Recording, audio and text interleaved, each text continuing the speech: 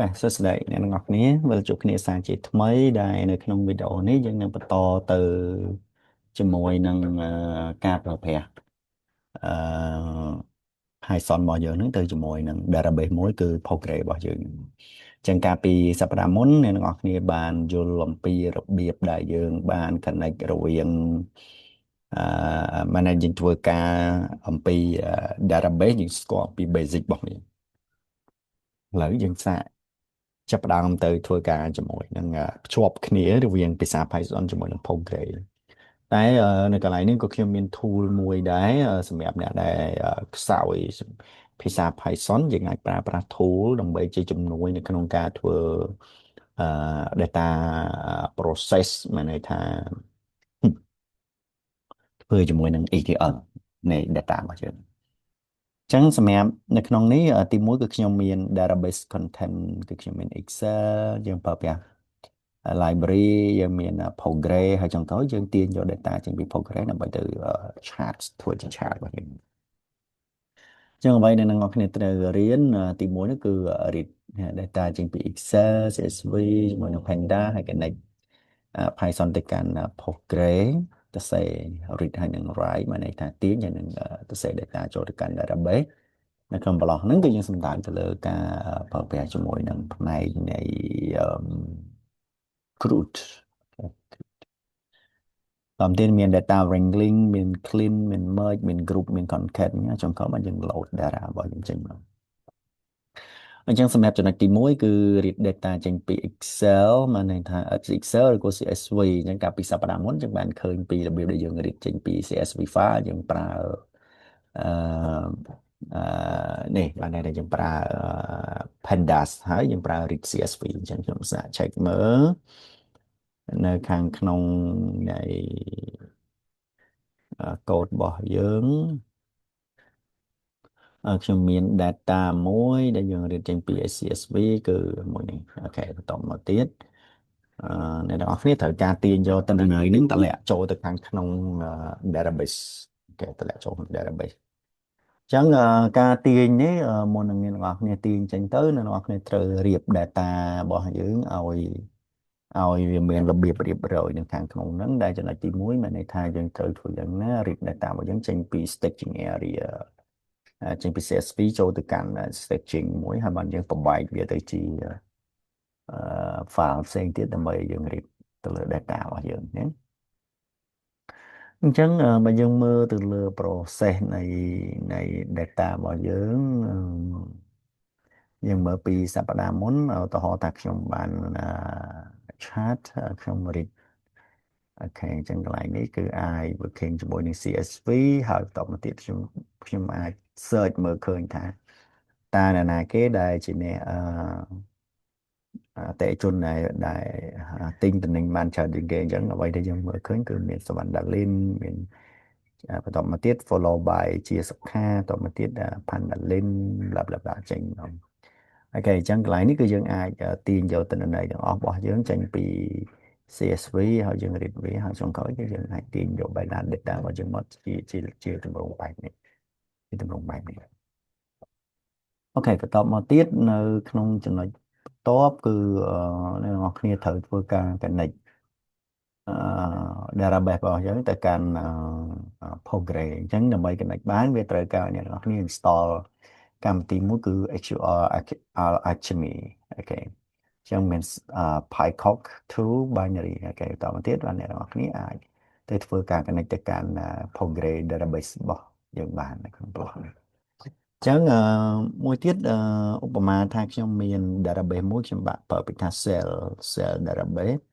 នៅកន្លែងនេះហើយខ្ញុំមាន schema មួយអ្នកទាំងអស់គ្នាឃើញសាកចូលមកខ្ញុំមានទាំងអស់គឺមាន4 schema ចឹងក្នុង schema ទី1គឺខ្ញុំប្រើពាក្យថា staging កន្លែង staging នេះនៅពេលដែលខ្ញុំ run ចេញមកគឺវា read data raw របស់យើងចេញមកអញ្ចឹងមកថាខ្ញុំទៅ select ផ្កាយfrom cell raw data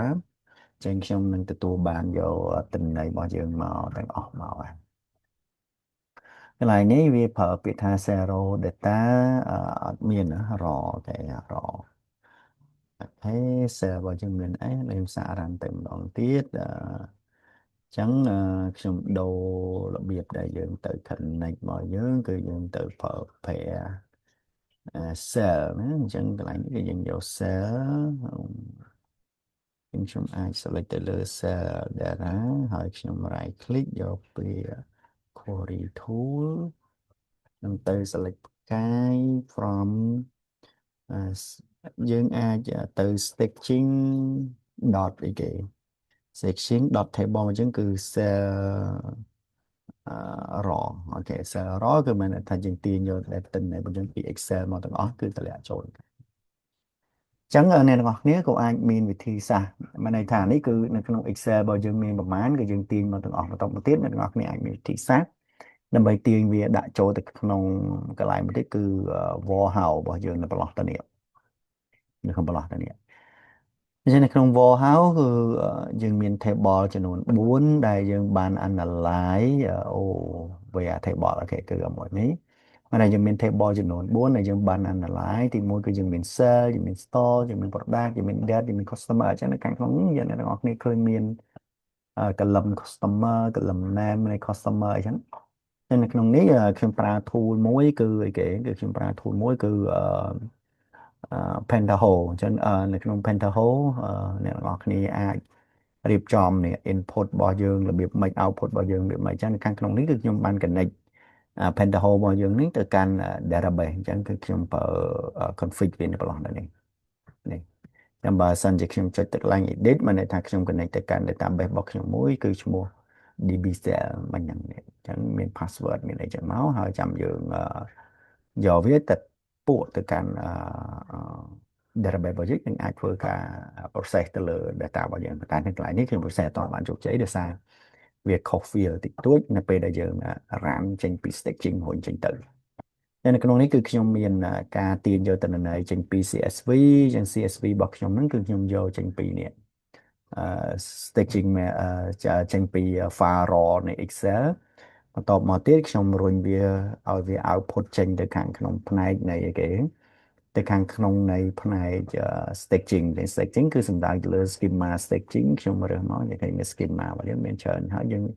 ដាក់ចូលទៅក្នុង staging អីចឹងទៅបន្ទាប់មកទៀតកន្លែងនេះគឺយើង browse ទៅមើល table ថាយើងយក table អីគេហើយអញ្ចឹងបន្ទាប់ពីយើងរានចេញទៅយើងអាចចុចនៅក្នុងប្រឡោះនេះវានឹងទាញយក data ទាំងអស់ដែលវាមាននៅខាងក្នុងនៃ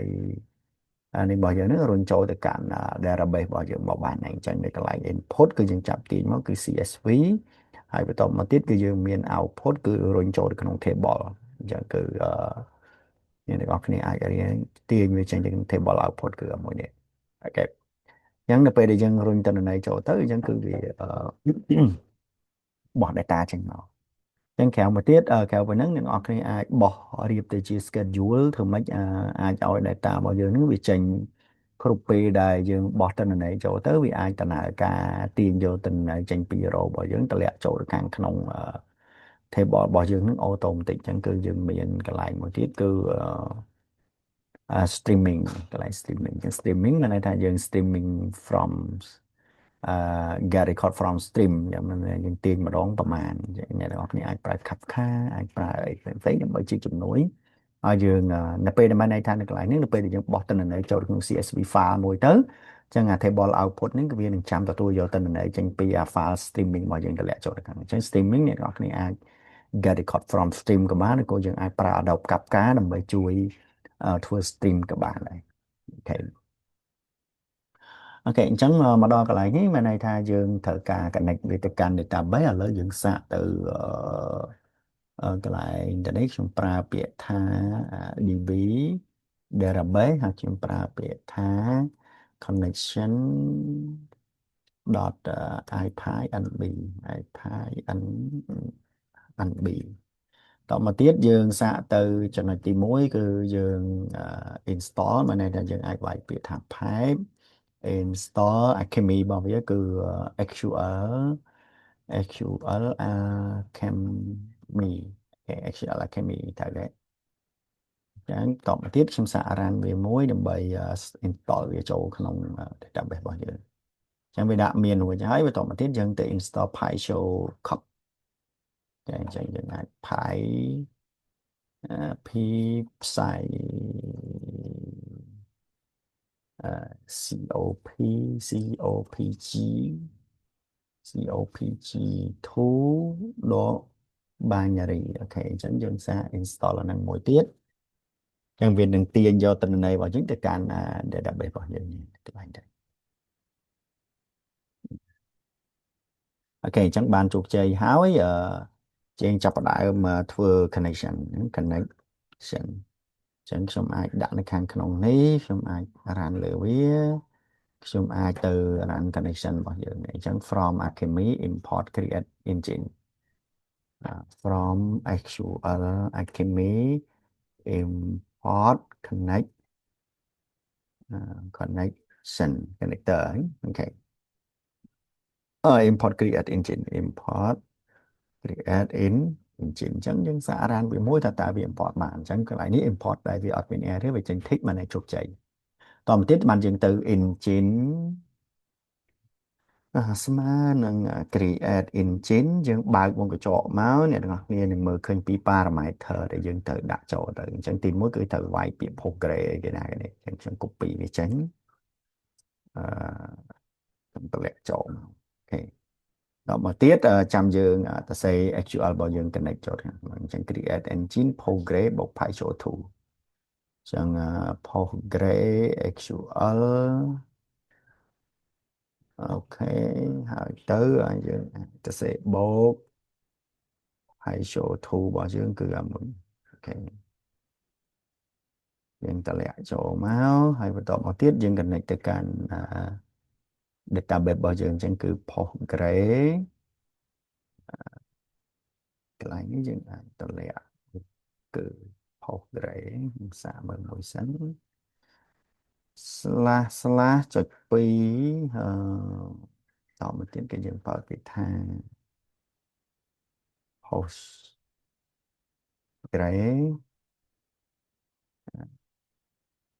2 password អូខេទៅយើងអាច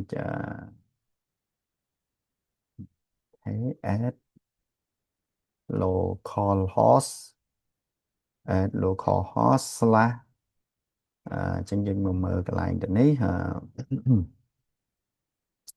ទៅ view កន្លែង data edit លើវាមួយចឹងកន្លែងនេះគឺខ្ញុំមាន database របស់យើងមួយគឺ CellDB ណា CellDB អូខេចឹងយើងអាចតម្លាក់ចូលទៅខាងក្នុង CellDB បាទអូខេធម្មតាទៀតយើងអាចកន្លែងនេះយើងអាចប្រើ Alchemy មកបែបនេះក៏បានឬក៏យើងអាចប្រើនេះក៏បានអញ្ចឹងបើតានេះយើងដែល database connection ខ្ញុំគិតថាប្រើមកនេះដូចជាល្អជាងតោះហើយយើងសារដល់នេះវាដាក់ថាម៉េច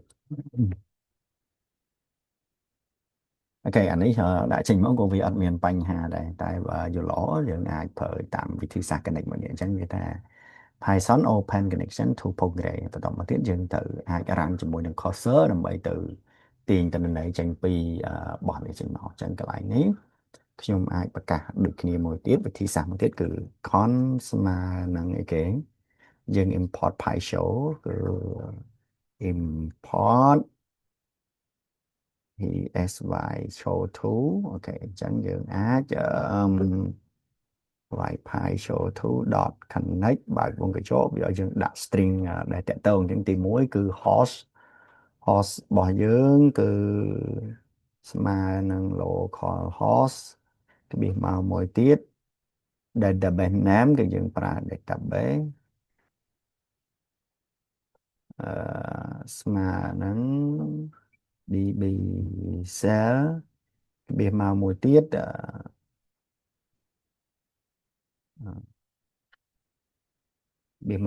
គឺខ្ញុំដាក់ user ស្មើនឹងអីគេ user របស់យើងគឺគេ Postgres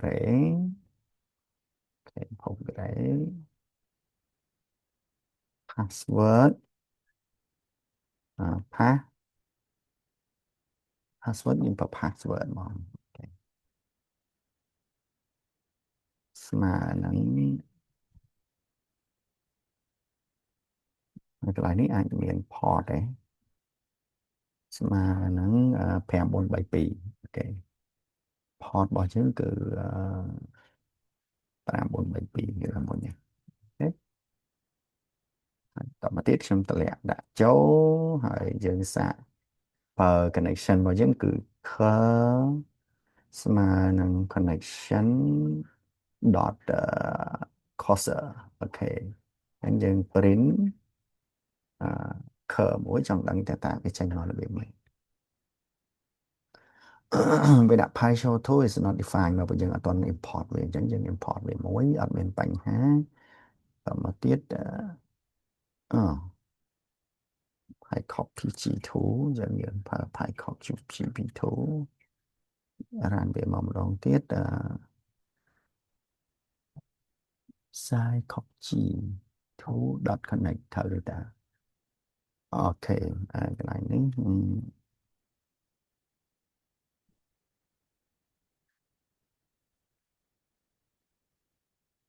password កន្លែងនេះឲ្យយើងប្រើ username របស់យើងគឺអូក្រេត្រូវទេតា user password ទៅម្ដងទៀតនេះវាខុសport localhost 5432អញ្ចឹងកន្លែង port នេះដកចេញទៅម្ដងទៀត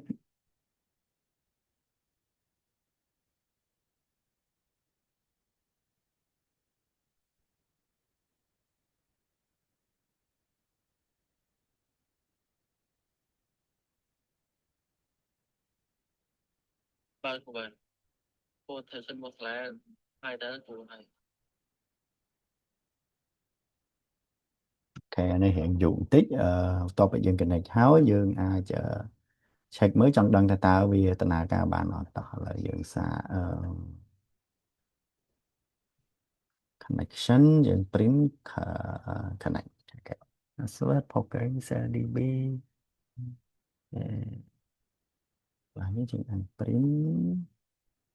connect អូខេខ្ញុំដាក់ប៉ុណ្នេះ port ចេញហ្នឹងមិនដែរសារយើង run អឺ ចូល tool is not defined ខ្ញុំវានឹងប្រឡោះទៅនេះ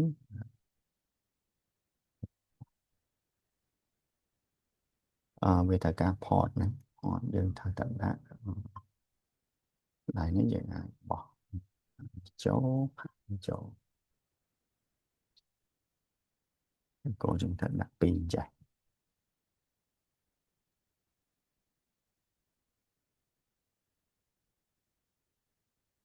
អូខេអូខេអរគុណច្រើនអ្នកទាំងអស់គ្នាយើងជួបគ្នានៅក្នុងវីដេអូបន្តទៀតបាទសូមអរគុណ